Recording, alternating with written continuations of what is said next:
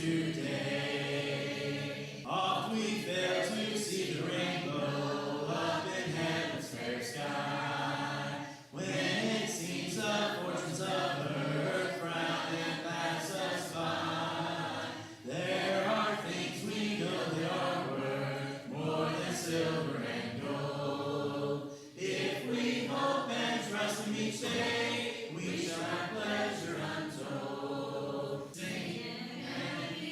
Sing happy, press on to the goal. Trust in Him, moving to His will. Keep your soul, let the ball be faithful. Look to Him and pray.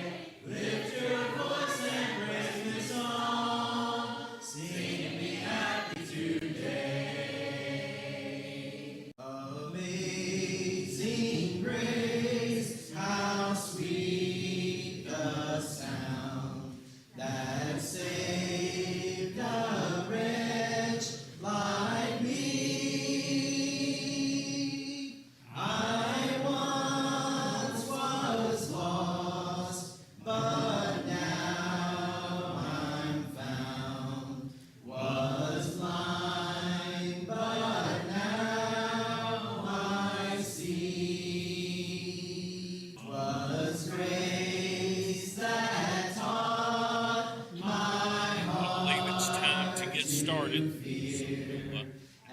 Proceed. We have some that need to partake of the Lord's Supper, so we'll go ahead and do that before we get started. Larry's getting everything together. Anytime you're ready, Larry.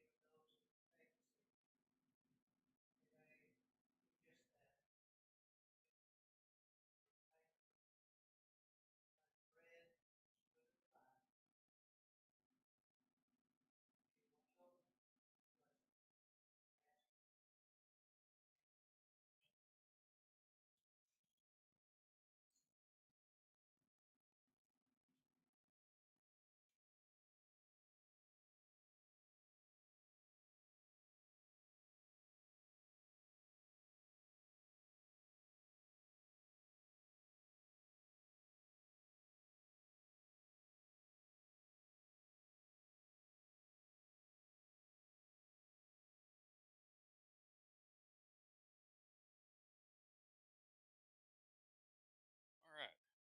Jump right into service. I'll have our opening prayer here in just a moment if somebody will dismiss us at the proper time. Our first song this evening, they will be on the board, number 874.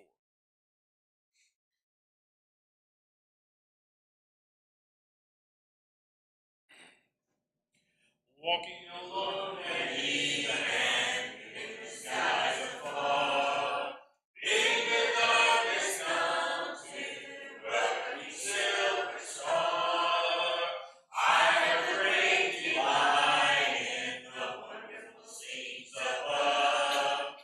God is power and might, His joy, His truth and love. Over all with God, a place in His courts.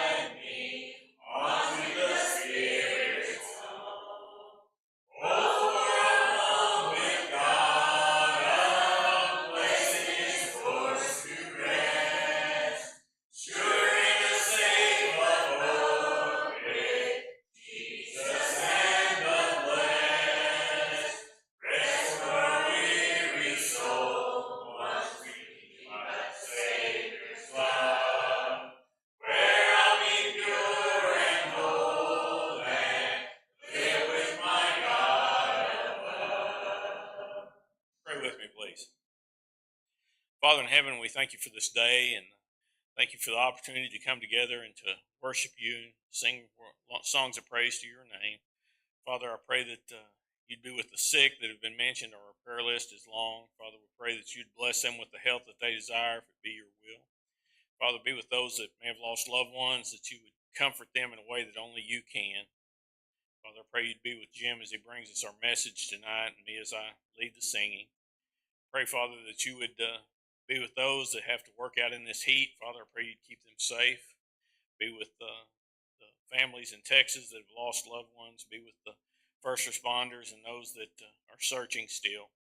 Father, I pray that you would forgive us of our sins through your Son's blood that was shed on the cross. Thank you for that. In Christ's name I pray. Amen. Next song's number 881. 881. I'm satisfied with just because we know a little silver and a little gold. But in that city where the rays will shine, I want a gold one, that silver line. I've got a mansion just over the hilltop, in that bright land where we'll never grow old. And someday yonder we'll never more wander, but walk the streets that are pure as gold. Don't think me poor or desert or lonely. I'm not discouraged. I'm heaven bound. I'm just a pilgrim in search of a city. I want a mansion, a road and crown. I've got a mansion just over the hilltop, in that bright land where we'll never grow old. And someday yonder we'll never more wander, but walk the streets that are pure as gold. The invitation song will be number 903. Song before the lesson, number 895. Living Glory.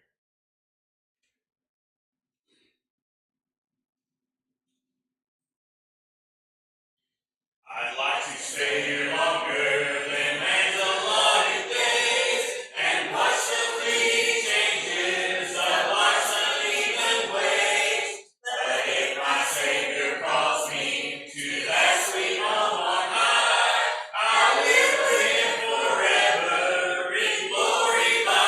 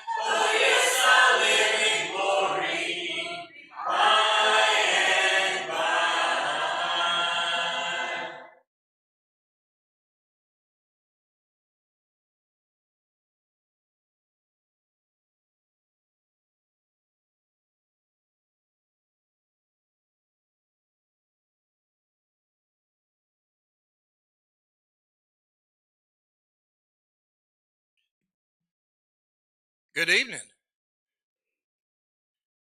Wayne, it works well when you compliment the audience. That's a good way to go. By the way, I think that song, the only thing about that song, you took one sip. I think that was a two-sip song. So it's good to be here. Always good to see a good crowd on Sunday evening. We had some that were gone this morning, not feeling well, and glad they're back. And so it's always good when people come back the same day that they weren't feeling good. I tell you, it is so good to see, and I tell you, he looks good. Frank Blansett among us last couple of weeks, and if you've not spoken to him lately, you tell him how much we're glad he's back in this area, and he's going to be my neighbor soon. I tell you, one of these days. So look forward to that. And he's not far from me now. He's probably closer to y'all than he is to me. So y'all can go talk, go walk. He likes dogs. Go walk Smokey Joe and go take him to him. Frank will enjoy that. So it's good to be here. We do have many that are sick and otherwise afflicted, and so keep them in your prayers. I did want to mention, I didn't want to put anything, but because don't know a lot of the details yet, but it sounds like Mike Wood, who we have scheduled to possibly lead singing, he may have to go. He's going to, was it St. Vincent or in Little Rock? He's going to have most likely heart bypass surgery. And so we'll keep you updated on that and let you know, but keep Mike in your prayers as well. Tonight's lesson, Nebuchadnezzar's, yes. Well, good. Got to come home. That's good. That's always good when you get to come home. I tell you, there's something to be said about being home, and most people, even if they don't feel 100%, they'd rather be home, not feeling 100%, than in a hospital or otherwise. So, keep all those that are in our prayers. Assume the Rick and Pam are traveling. We'll be traveling, but we should be back Wednesday night. That's our plan. But you know how sometimes life has a way of changing plans.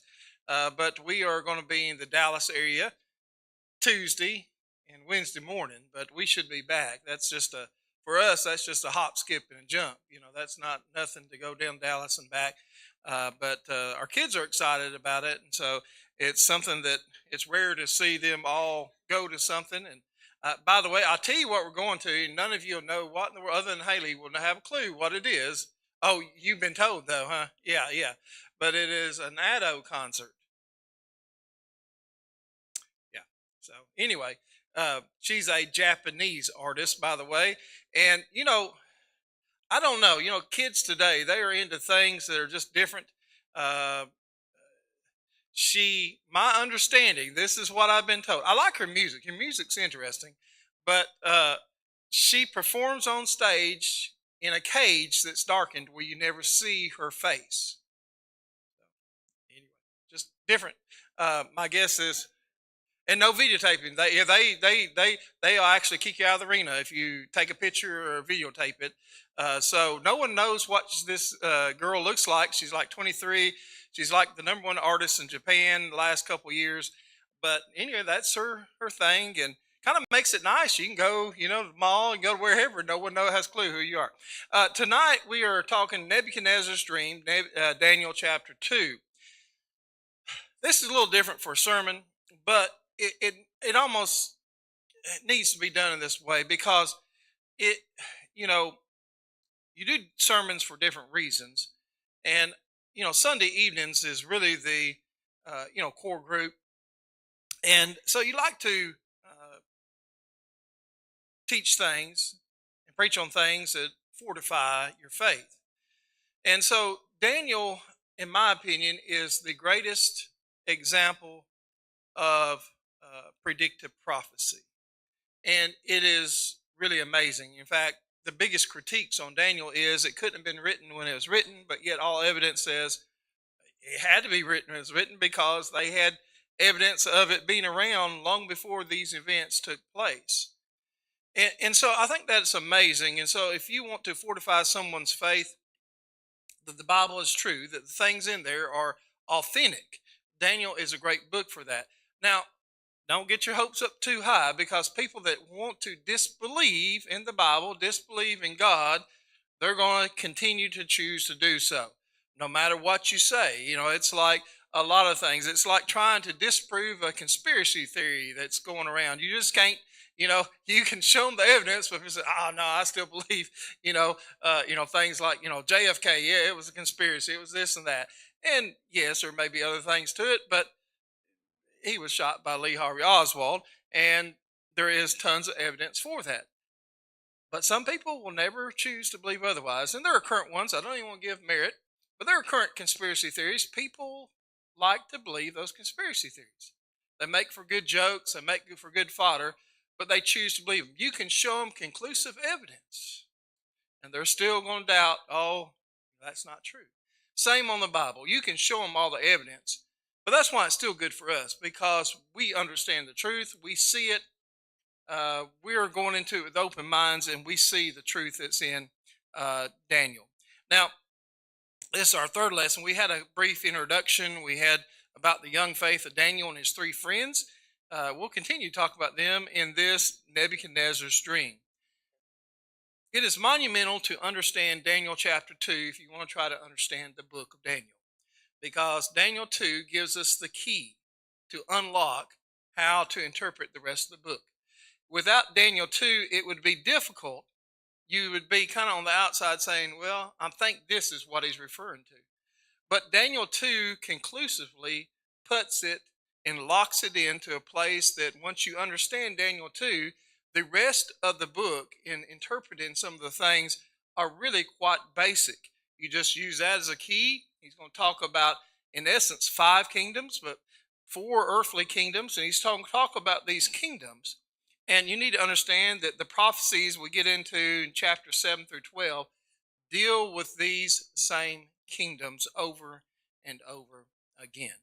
Now, we talked about last week, I believe it was, or 2 weeks ago actually, the names, Daniel. I've always been perplexed how that Daniel is the name we remember for Daniel, but it was his Hebrew name. His given Chaldean name was Belteshazzar. But we see these names that they're really good, wholesome names. You can see good Hebrew names in these, and the Chaldean names always reference to some pagan or idol god. Hananiah was a Hebrew name. Yahweh has been gracious, or the Lord has been gracious. He's given the name Shadrach, and once again, it's tied to an idol. Mishael, Meshach, there is no tie to God in that. Who is this? Azariah was a good Hebrew name, Yahweh's help, but he was given the name Abednego, servant of the pagan god Nabu. Now, I would personally rather that we remember Hananiah, Mishael, and Azariah, but for some reason we remember the Chaldean names, Shadrach, Meshach, and Abednego. And you say, what changes? Well, the thing about it is, so does Daniel over and over. When it's a independent audience, it's Daniel, but when it's a Chaldean audience, it's Belteshazzar, and yet we've retained Daniel on that one. Nebuchadnezzar's dream. Now, by the way, if you like this artwork, I'll sell it to you. It's Peter Max. Maybe you've heard of Peter Max. When I was single and had a lot more disposable income, someone talked me into buying fine art. Now, at the time, fine art was just going through the roof. People was buying it like crazy. And so I bought 2 Peter Max works. Well, the art market kind of took a nosedive a couple years after I had bought these things. And something else happened to Peter Max. A few years after this, after the art market was already declining, he got in trouble with the IRS. And so he decided, I believe it was the Home Shopping Network, it could have been QVC, but it was one of these networks, and he was selling his stuff on TV to pay his debt for the taxes. And he flooded the market with a lot of his art, and so it tends to, anyway, if you want to buy it, I'll give you a good price on it. But this particular lithograph is called Daydreaming. Don't it look like someone daydreaming? Anyway, I've heard people say it looks like a bunch of food, which I guess if I'm daydreaming, that's what I think about is a bunch of food. But anyway, this is just to show daydreaming, Nebuchadnezzar's dream, the dream. Well, in Daniel 2, verses 1 through 3, a lot of reading here, but it's important to the narrative. In the second year of the reign of Nebuchadnezzar, Nebuchadnezzar had dreams. His spirit was troubled, and his sleep left him. Have you ever had a dream that you woke up and you just couldn't go back to sleep? It bothered you that much? Then the king commanded that the magicians, the enchanters, the sorcerers, and the Chaldeans be summoned to tell the king his dreams. So they came in and stood before the king, and the king said to them, I had a dream, and my spirit is troubled to know the dream. Like I say, we get troubled with dreams a lot. Now, Nebuchadnezzar, he had invested mightily in it's basically kind of a precursor to the way we have a college system. And he created this system of education like none in the world up to that point. It was amazing. In fact, it's still written about in literature and other things. And that's what these magicians, enchanters, sorcerers, they were. Now, they were also later, you might hear the name wise men or people like that. And that's the class of people they're in. Now, it just so happens that Daniel and his three friends are in this category as well. And so he summons the higher ups of those, and he's been troubled by his dream. By the way, just to reference this time frame, at the time of the third year of the reign of Jehoiakim, Nebuchadnezzar was only the co-regent. His dad was still also the king, but that was kind of common back in these days. His father, Nabopolassar, dies when Nebuchadnezzar was putting down an uprising in Carchemish. But anyway, so this is before he's full king, but yet he's still considered king. Anyway, we know all that Nebuchadnezzar has done. The wise men, we think of this term, and in essence, in verse 4, it says, Then the Chaldeans said to the king in Aramaic. They spoke Aramaic in ancient, or in this time frame, Nebuchadnezzar. Aramaic is the language that also is going to be spoken by the Persians at that point in time when the Medo-Persians take over. It's also the language that was spoken in the first century when Jesus walked this earth in the area of Jerusalem, Judea, and Palestine area. It was the common language. And so if you wanted to write, generally you'd write in Greek, but yet they would speak in Aramaic. And so it was a language that was universal, and it had a lot to do with the fact that Babylon and the Chaldeans conquered a lot of the world, and then the Persians kept it going. O king, live forever. If it's okay with you, I'm going to speak it in English, so I won't try that. O king, live forever. Tell your servants the dream, and we will show you the interpretation. Oh, these people, they're ready. They're saying, oh, yeah, sure, we can do that, king. Just tell us the dream, and we'll give you an interpretation. The king said to the Chaldeans, the word is from me is firm.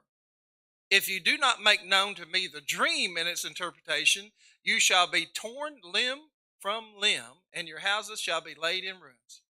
But if you show the dream and its interpretation, you shall receive from me gifts and rewards and great honor.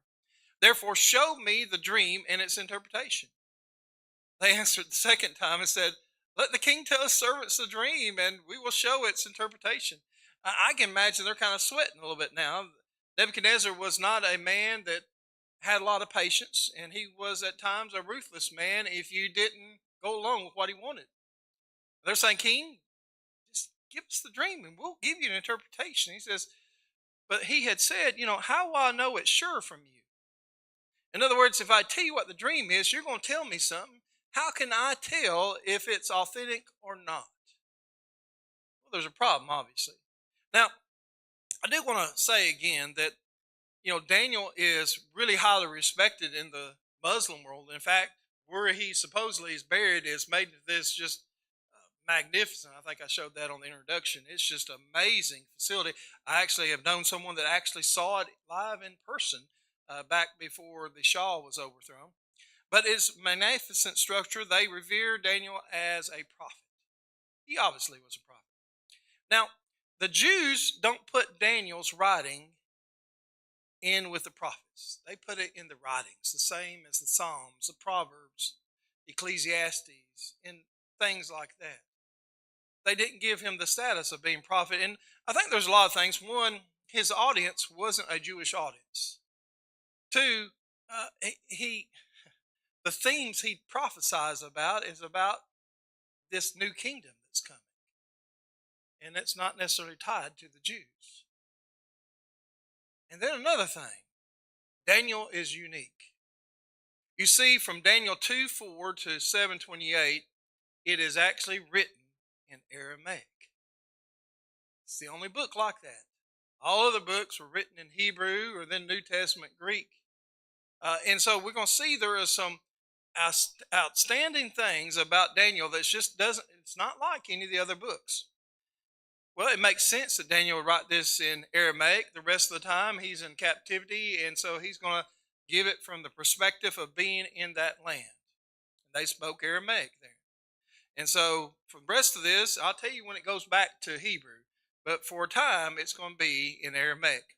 In verse 8, the king answered and said, I know with certainty that you are trying to gain me, because you see that the word from me is firm. If you do not make the dream known to me, there is but one sentence for you. You have agreed to speak lying and corrupt words before me till the times change. Therefore tell me the dream, and I shall know that you can show me its interpretation. The Chaldeans answered the king and said, there is not a man on earth who can meet the king's demand. For no great and powerful king has asked such a thing from any magician or enchanter or Chaldean. The thing that the king asks is difficult, and no one can show it to you, the king, except the gods. Now, in the Aramaic, my understanding is it's ambivalent as far as it goes. It could be interpreted different ways, except God. In other words, it doesn't have to have a thee there. It could be except God, singular. But it can also be interpreted plural. Now, knowing where these people came from at this time, it probably is better translated except the gods, because in their mind, they didn't know the true God yet. They will.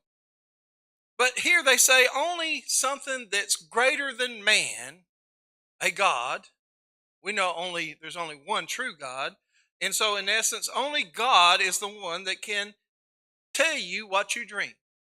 You know, Haley and I have been married for, won't be too long, it'll be 3 decades. We're getting on up there. Some of you have been married, 50 plus years. And yet, as good as you know your wife or your husband, I guarantee you can't tell me what they dream about unless they tell you. Wayne, tonight, when Tammy goes to sleep, she wakes up, you can just go ahead and tell her then what she dreamed about. Now, unless she talks in her sleep, you won't be able to do it. It just doesn't work that way. Only God can do that. And so anyway, except the gods whose dwelling is not with flesh. A mortal man can't do this. Because of this, the king was angry and very furious and commanded that all the wise men of Babylon be destroyed. Like I say, he didn't have a lot of patience. I've got these wise men. We've created this college-like system, and we trained them and educated them. We give them everything they could ever think of, but they can't help me in this situation. I'm really in need. This dream really bothered me. I need someone that can tell me what it is. I'll just get rid of them. So the decree went out, and the wise men were about to be killed. And they sought Daniel and his companions to kill them. Why? Because Daniel and these three were also wise men at this point. They'd graduated. See, only God knows. The good thing is Daniel and these three, they knew they had a relationship with God, and they would ask God for help. In verse 14, then Daniel replied with prudence and discretion to Arioch, the captain of the king's guard, who had gone out to kill the wise men of Babylon. He declared to Arioch, the king's captain, why is the decree of the king so urgent? Why? Can it be delayed a little bit?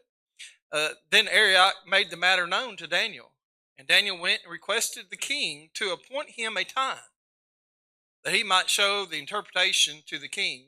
Now, although Nebuchadnezzar has sometimes been referred to as a madman, he understood, his bottom line, he wanted to know what the dream meant.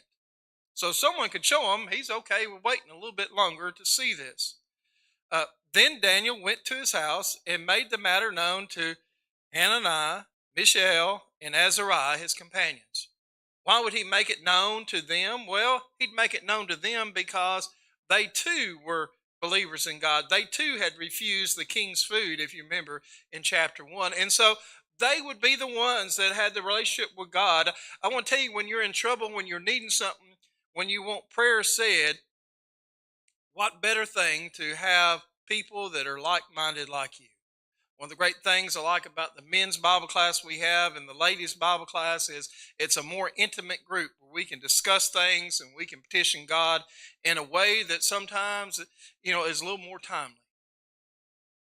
And so Daniel, Hananiah, Mishael, and Azariah, and told them to seek mercy from the God of heaven concerning the mystery, so that Daniel and his companions might not be destroyed with the rest of the wise men of Babylon.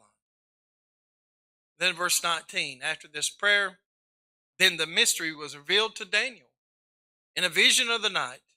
Then Daniel blessed the God of heaven. Sometimes we get good news. First thing we want to do is take care of the matter in hand. But Daniel took a pause and he thanked God for what God had done. Daniel answered and said, "Blessed be the name of God forever and ever, to whom belong wisdom and might. He changes times and seasons. He removes kings and sets up kings. He gives wisdom to the wise and knowledge to those who have understanding. He reveals deep and hidden things. He knows what is in the darkness, and the light dwells with him. To you, O God of my fathers, I give thanks and praise, for you have given me wisdom and might, and have now made known to me what we asked of you. For you have made known to us the king's matter." And then in verse 24, therefore Daniel went into Arioch, whom the king had appointed to destroy the wise men of Babylon. He went and said thus to him, "Do not destroy the wise men of Babylon. Bring me in before the king, and I will show the king the interpretation." Then Arioch brought in Daniel before the king in haste, and said thus to him, "I have found among the exiles from Judah a man who will make known to the king the interpretation." The king declared to Daniel, whose name was Belteshazzar. See, he's referred to when he comes in front of the king is his pagan name. Belteshazzar, "Are you able to make known to me the dream that I have seen in its interpretation?" Daniel answered the king and said, "No wise men, enchanters, magicians, or astrologers can show to the king the mystery that the king has asked.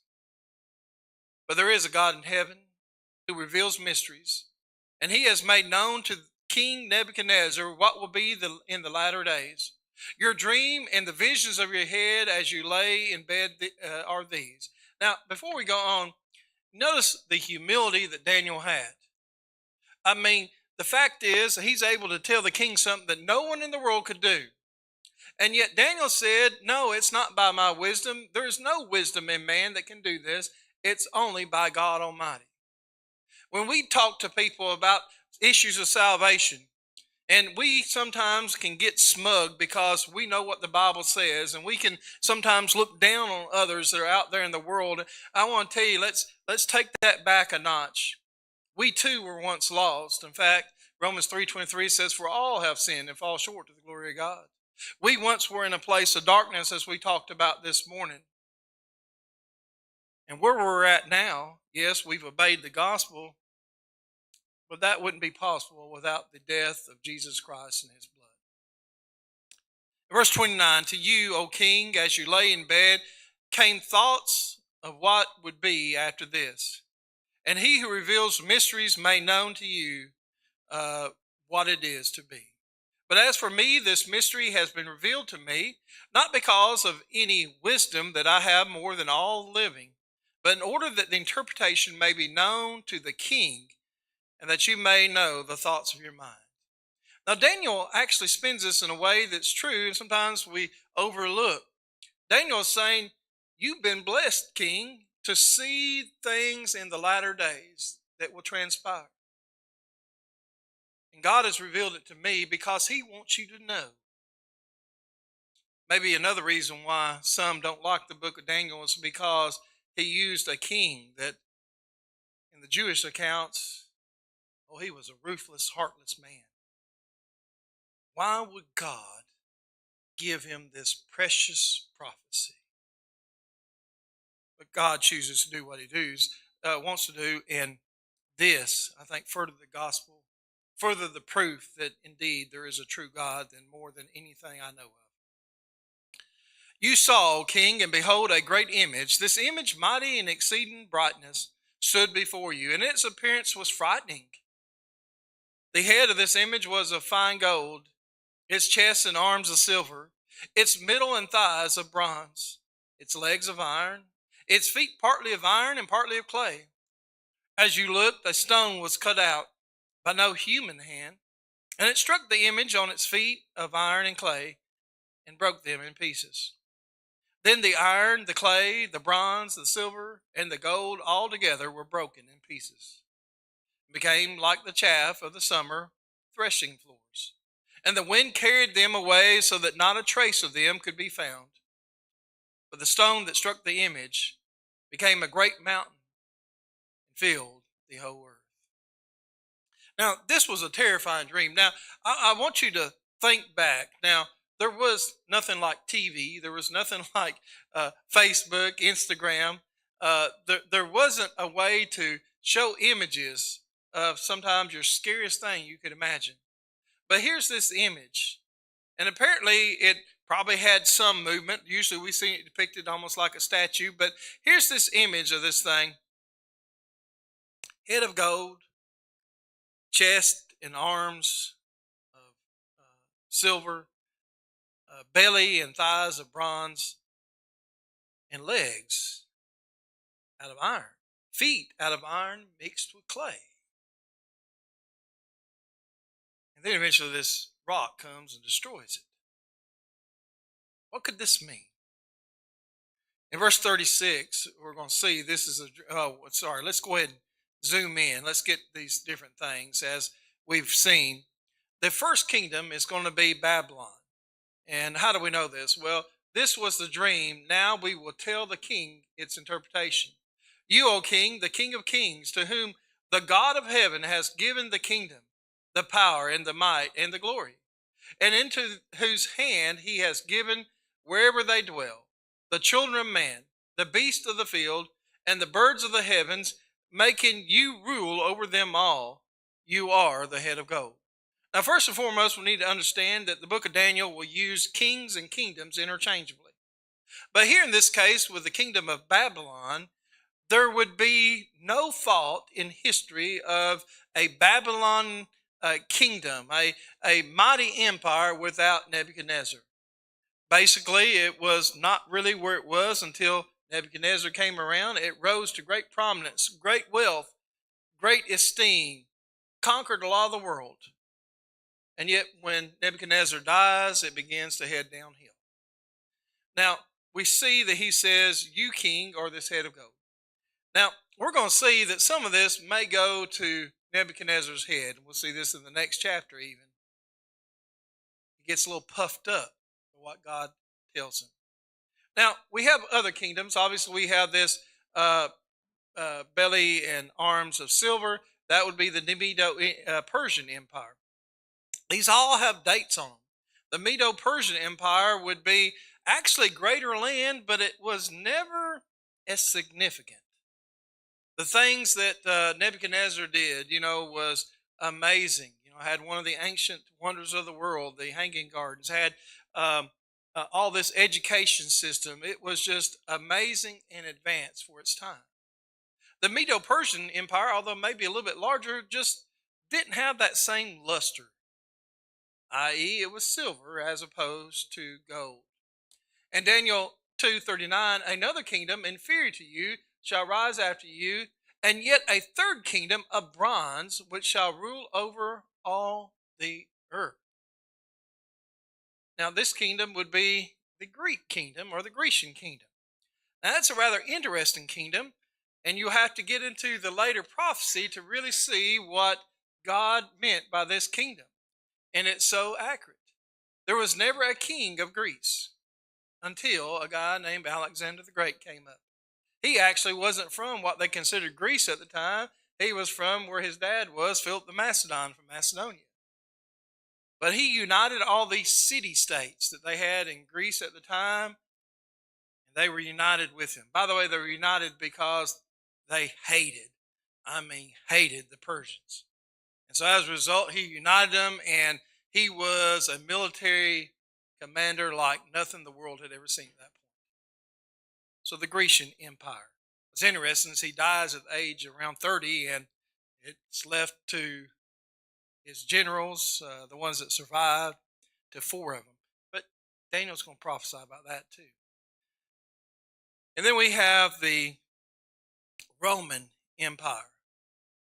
The Roman Empire was like no other empire that had ever existed. It went for a long time, but you know what? We don't speak of a Roman Empire today in its present tense, do we? It didn't make it. Now, Daniel 2:40 says, there shall be a fourth kingdom, strong as iron, because iron breaks to pieces and shatters all things, and like iron that crushes, it shall break and crush all these things. The Roman Empire could be argued the greatest empire that ever existed. However, I want you to know that the Roman Empire had weaknesses, and these weaknesses ultimately led to its demise. So Rome chose to do something differently. They conquered people like no one else had ever thought to. They would conquer a land, but then they'd let the land have its own government. They would let the land do its own thing, except for the big things they still oversaw.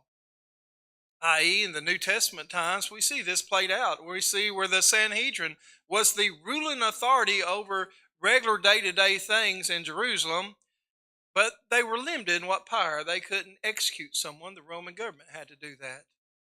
But this strength that allowed them to last a long time and allowed them to conquer peoples ultimately was a weakness, because when it became to a point when an oppressor was strong enough to go against them, people was like, well, it's not our fight. We're not Romans. But anyway, they would crush all these other kingdoms. In verse 36, he told about that this dream was there. In verse 40, he tells that fourth kingdom. And of course, we know all these things did indeed take place. Now in verse 41, he says, and as you saw the feet and toes, partly of potter's clay and partly of iron, it shall be a divided kingdom, but some of the furnace of iron shall be in it, just as you saw iron mixed with clay. And the toes of the feet were partly iron and partly clay, so the kingdom shall be partly strong and partly brittle. As you saw the iron mixed with soft clay, so they will mix with one another in marriage, but they will not hold together, just as iron does not mix with clay. So that kingdom won't last forever. As great and as powerful as Roman Empire was, it would not last forever. With these kingdoms, first the Babylonian, then the Medo-Persian, then the Greek, and then the Roman. All these things lead to a world. In fact, Daniel, we don't get much past. We get into the Medo-Persian Empire, and that's the end of Daniel. We don't get into the Grecian Empire and then the beginning of the Roman Empire. But we know from history that these things took place just as Daniel said. And we're going to see in other chapters where the details of this time period are read or predicted like history. Now, we need to understand that these kingdoms, in the age of the Roman Empire, in the days of these kings, empire, kingdom, the God of heaven will set up a kingdom, a fifth kingdom, that shall never be destroyed. Of course, we talk of the church, the eternal kingdom. It still exists today, and it'll exist not only when Jesus comes, but in a triumphant fashion, it'll exist for all eternity. Shall never be destroyed, nor shall the kingdom be left to another people. It shall break in pieces all these kingdoms and bring them to an end, and it shall stand forever. Not just these kingdoms, but all kingdoms. Just as you saw that a stone was cut from a mountain by no human hand, and that it broke in pieces the iron, the bronze, the clay, the silver, and the gold, a great God has made known to the king what shall be after this. The dream is certain, and its interpretation sure. Now, like I say, Nebuchadnezzar would kind of go to his head, and we're going to see this, be a little puffed up. That would be a good thing. Talking about a confident king, you're the head of gold. Head's the best part, and it's gold, the most precious element that was chosen there. And how special he was that God allowed him to be the one that it was revealed. all those centuries from Daniel's interpretation until Jesus came. All the things that could have happened. All the, what if Alexander the Great had died before this took place? Well, he wasn't going to. God, when he purposes something, when he plans something, it's going to happen. In verse 46, King Nebuchadnezzar, he wasn't puffed up at this moment because he understood how special this was. He fell on his face and paid homage to Daniel. A ruthless, oppressing king, the most powerful man in the world at the time, fell down on his face in homage to a eunuch and commanded that an offering and incense be offered up to him. The king answered and said to Daniel, "Truly, your God is God of gods and Lord of kings, and a revealer of mysteries, for ye have been able to reveal this mystery." Nebuchadnezzar rightly understood that, well, this God that you've been talking about, he's greater than anything else. He's the only one that could have done this. Then the king gave Daniel high honors and many great gifts, and made him ruler over the whole province of Babylon and chief prefect over all the wise men of Babylon. He's the head honcho now. Daniel made a request of the king, and he appointed Shadrach, Meshach, and Abednego over the affairs of the province of Babylon. But Daniel remained at the king's court. God had plans for Daniel. And Daniel would always be humble and faithful to God. Now, I hope it fortifies your faith, because these things were predicted centuries before they happened. And this is a key as we'll get into greater prophecies that he makes, but there can be no greater prophecy than the church, except for prophecies he makes later about the very Son of God and his coming. And they would come at the same time, paid for by the blood of this Son of God who would die for all humanity. I want to tell you that Scriptures is full of things like this. There is a God. There is a God of heaven. And he's greater than any of us. He's greater than any king. He's greater than any politician. He's greater than anyone who has ever existed. And he has set this up for us, for our knowledge, so we can know he's true. Are you a Christian tonight? If not, why not become one? Knowing that your faith is in something that has been proven over and over, that Jesus did come and die on the cross for mankind, that he did arise on the third day and had over 500 eyewitnesses. Are you here tonight? Maybe you've lost a little bit of that strong faith you may have had when you was younger. Maybe you kind of veered off. Maybe there's something you need to repent of tonight. Or maybe you're just hurting. Whatever the need may be, come now. Let's get it. We stand and sing.